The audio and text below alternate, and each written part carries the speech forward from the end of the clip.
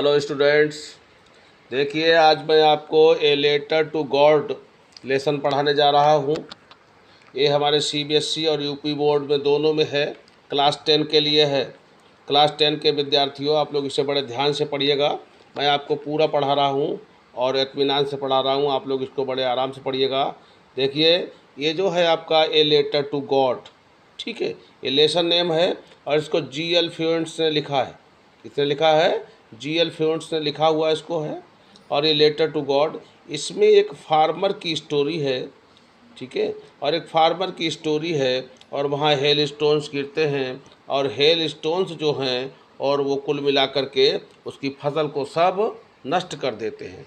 तो इस तरीके से जो है, और इसमें जो कहानी है ए लेटर टू गॉड, और ये फिर वो एक लेटर लिखता है गॉड के लिए और इसी कहानी को इसमें दर्शाया गया है। तो इस तरीके से, और द स्टोरी शोज लेंचोज अन और ब्रेकेबल फेथ इन गॉड। तो इसमें एक फार्मर है हुज नेम बाज लेंचो, जिसका नाम लेंचो है, और वो जो है गॉड में उसका जो फेथ है वो इसमें दर्शाया जाता है। अडिग फेथ रखता है गॉड में, ठीक है। तो इस तरीके से जो है उसका गॉड में अडिग फेथ है और इस तरीके से वो दर्शाया जाता है और वो बताता है हमको, राइटर यहाँ पर है कि ये लेटर टू गॉड लिखा जाता है और इस तरीके से जो है हमको बताया जा रहा है, ठीक है। और अब मैं आपको बताता हूँ इसमें जो उसका फेथ है लेंचो का, वो बहुत बढ़िया फेथ है। देखिए लिखा है कि दे से फेथ कैन मूव माउंटेन्स। ये कहते हैं कि फेथ जो है वो माउंटेन्स को भी मूव कर सकता है। अगर आप में फेथ है कि आप माउंटेन्स को हटा सकते हैं तो आप माउंटेन्स को हटा सकते हैं, इट इज़ फैक्ट। अगर आप में फेथ है कि हम ऐसा काम कर सकते हैं तो आप कर सकते हैं। अगर आप में फेथ नहीं है कि हमसे ऐसा काम नहीं होगा तो फिर आप नहीं कर सकते।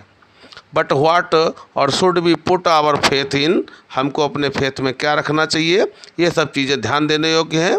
This is the question the story और डेलिकेटली पॉजेस, ठीक है। लेंचो इज ए फार्मर और who writes a letter to God. Lencho यहाँ पर क्या है? एक फार्मर है who writes a letter to God. Lencho जो है कौन है? एक फार्मर है who writes a letter to God. वो गॉड को एक लेटर लिखता है।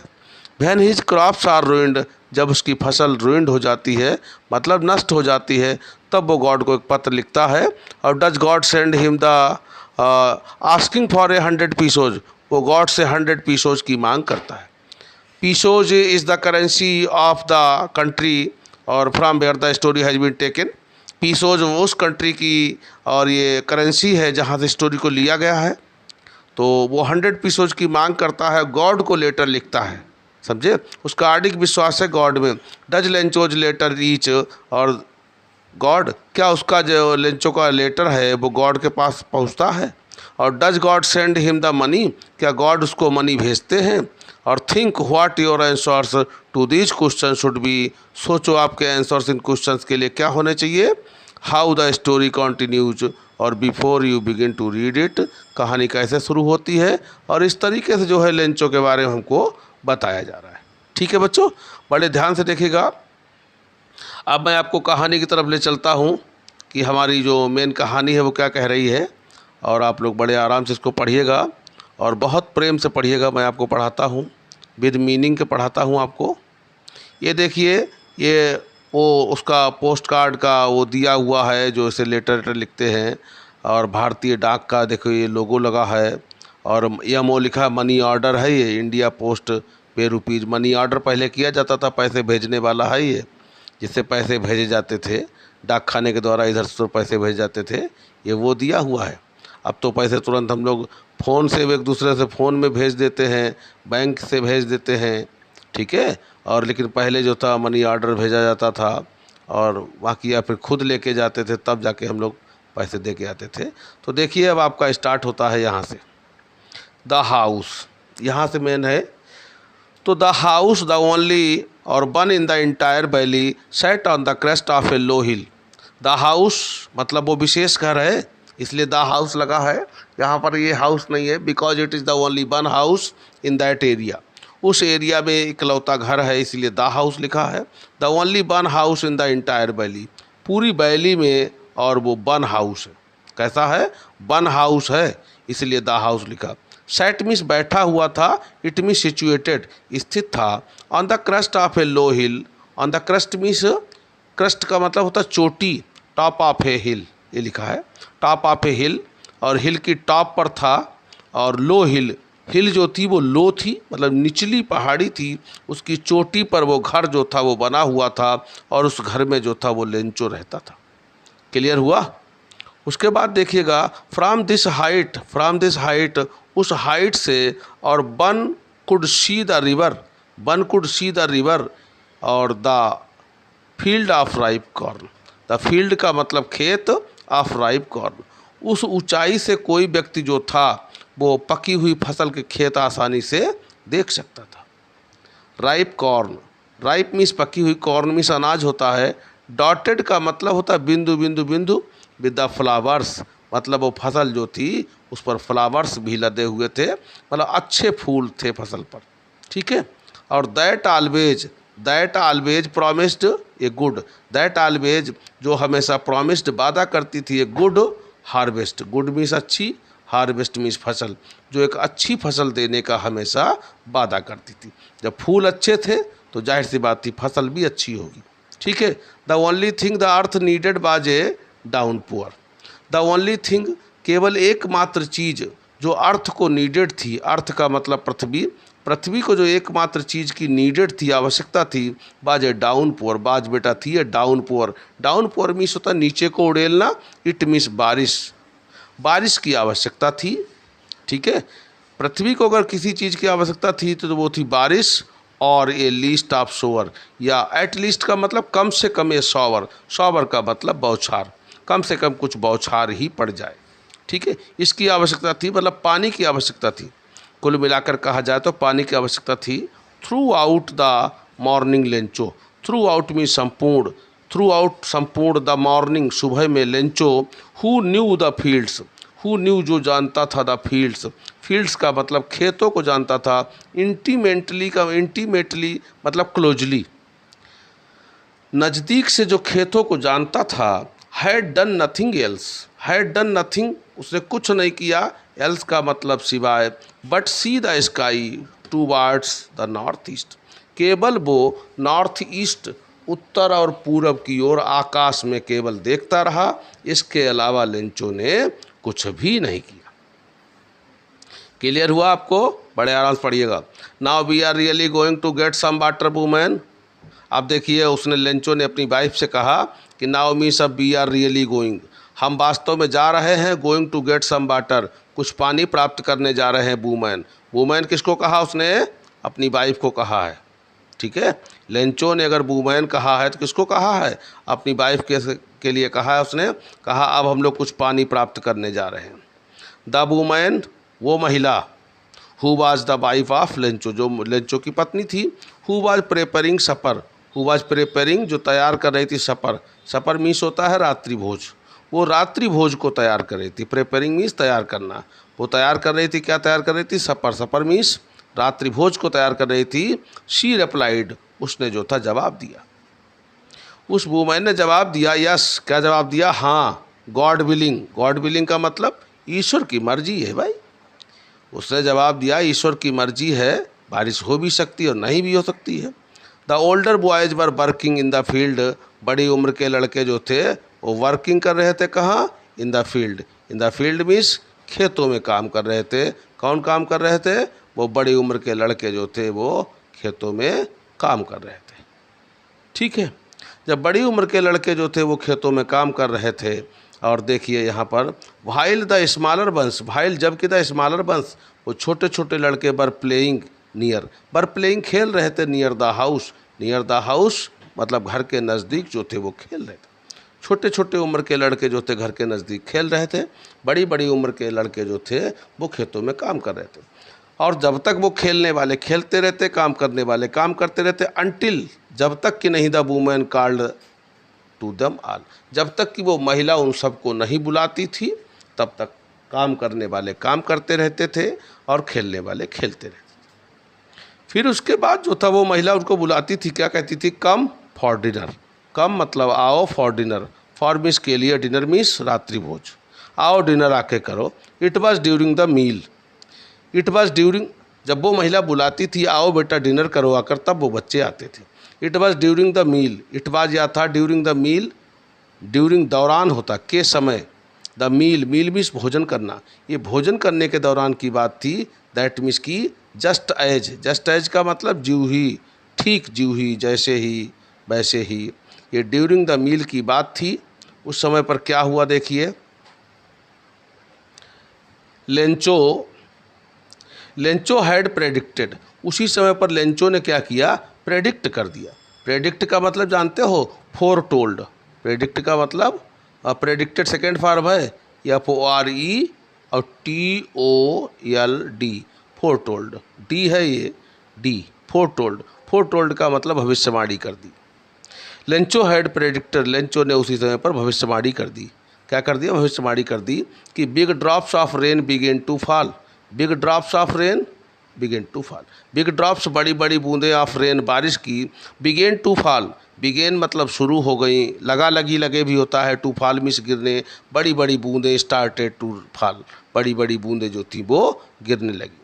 ठीक है, फिर क्या हुआ, in the north east, in the north east का मतलब नॉर्थ और ईस्ट, उत्तर और पूरब में, huge mountains of clouds, huge का मतलब वेरी बिग, ह्यूज का मतलब वेरी बिग या वेरी लार्ज, ठीक है, वेरी बिग भी होता है, वेरी लार्ज भी होता है।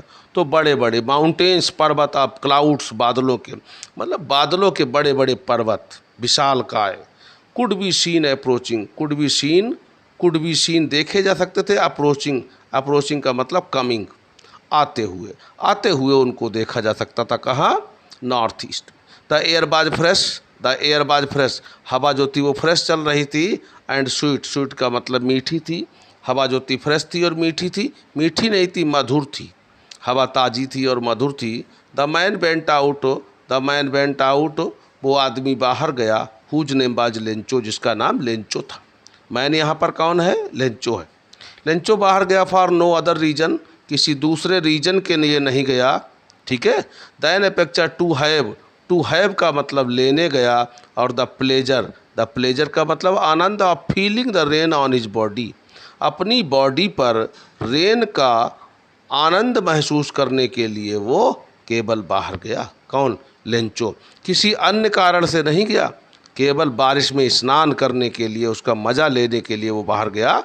एंड व्हेन ही रिटर्न्ड, और जब वो वापस लौटा, एंड व्हेन ही रिटर्न्ड, जब वो वापस लौटा, तो ही एक्सक्लेम्ड, उसने आश्चर्यचकित होकर के कहा कि these are not rain drops, ये रेन ड्रॉप्स नहीं हैं, फॉलिंग फ्रॉम द स्काई, जो आकाश से गिर रही है। उसने कहा ये आकाश से गिरने वाली ये केवल बारिश की बूंदें नहीं हैं, दे आर न्यू क्वाइंस, वे क्या हैं, न्यू क्वाइंस हैं।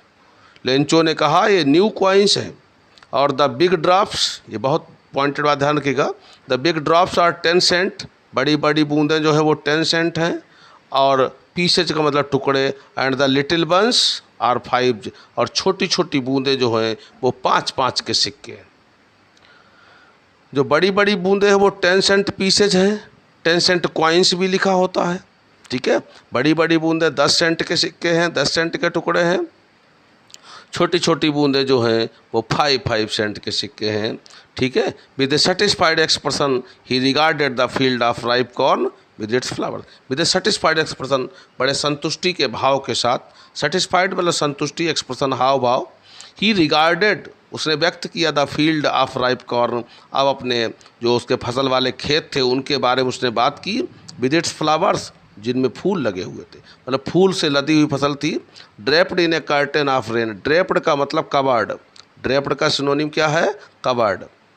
इन ए कर्टेन, कर्टेन मीन्स होता है पर्दा, कर्टेन मीन्स पर्दा, ऑफ रेन, रेन मीन्स बारिश, तो बारिश के पर्दे से मतलब बारिश की चादर से जो थे वो ढक गए थे।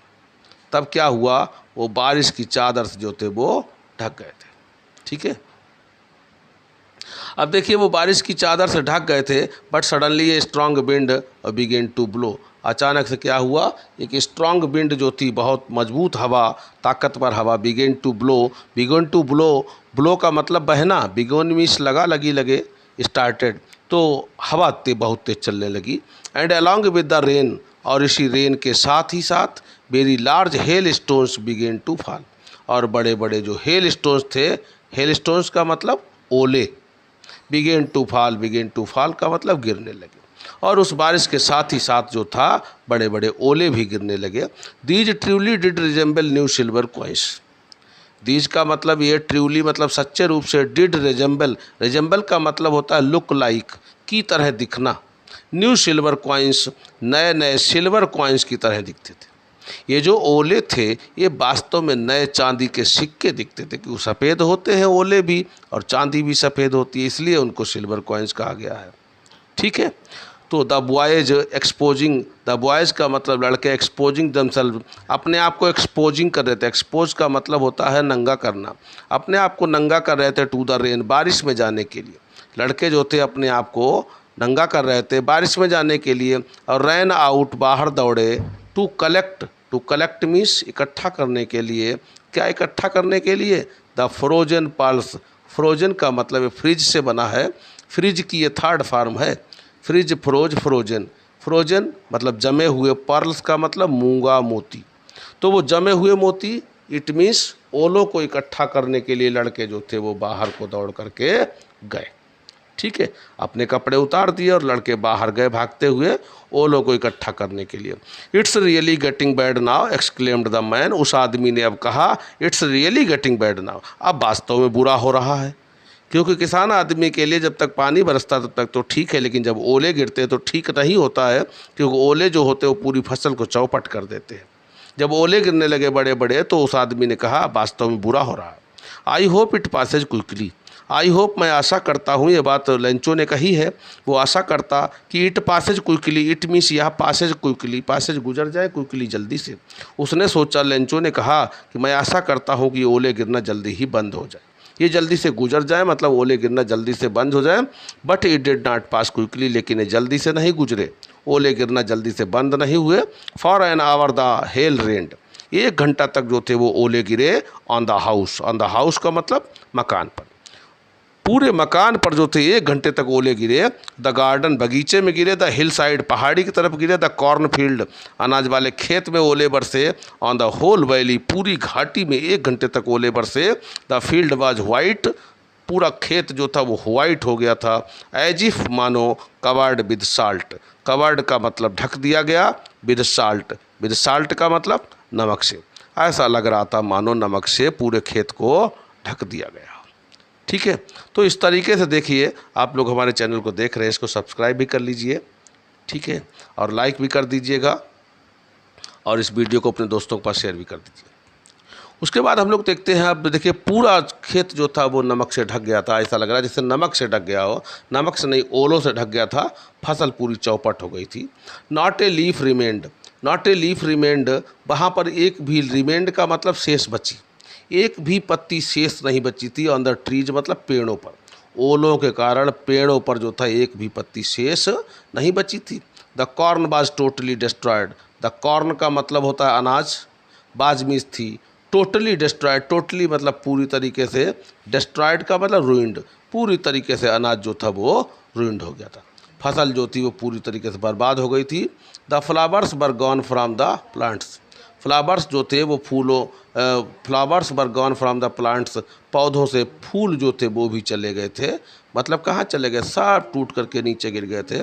Lencho's shows was field with sadness, Lencho की आत्मा जो थी वो सैडनेस से भर गई थी, सैडनेस का मतलब दुख से भर गई थी। It means that now Lencho was very much upset, इसका मतलब अब लेंचो जो था वो वेरी मच अपसेट था। When the storm had passed, जब स्टॉर्म जो था गुजर गया, he stood in the middle of the field, वो अपने फील्ड के मिडिल में खड़ा हुआ, मिडिल का मतलब बीच, मिडिल का मतलब बीच में, वो अपने खेत में जाकर खड़ा हुआ बीच में।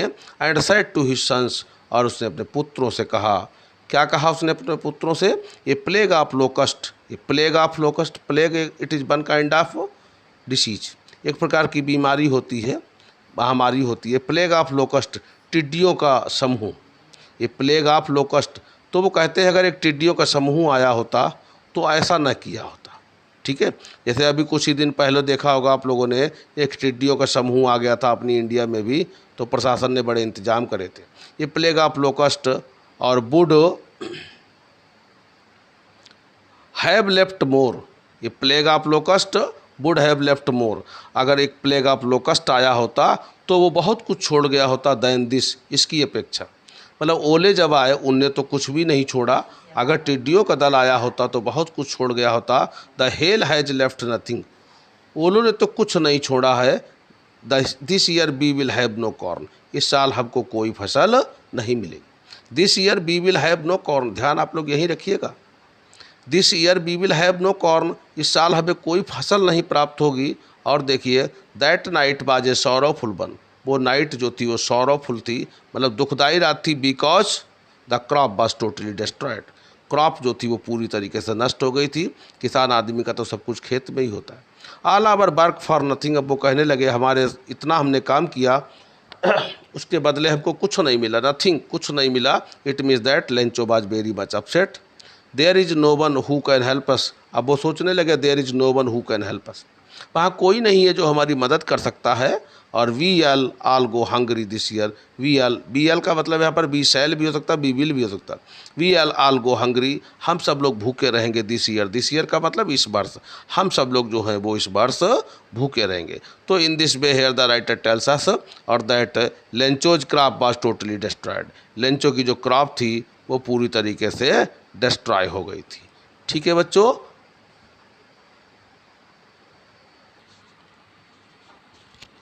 हेलो बेटा, तो देखिए अभी एक पार्ट हो गया है। ऐसा करिए आज आप लोग इतना पढ़ लीजिएगा और नेक्स्ट मैं जो नेक्स्ट पार्ट है वो मैं नेक्स्ट वीडियो में बना के आप लोगों के सामने देता हूँ और आप लोग प्रेम पूर्वक पढ़िएगा। और ये क्वेश्चन जो है आपकी एक्सरसाइज के लिए हैं, इनके आंसर्स जो हैं अपने लेसन में से छांटिएगा। और मुझे आशा है कि आप लोगों की स्टोरी समझ आई होगी। If you have any problem और टेल मी बाय कमेंटिंग। ठीक है, ओके।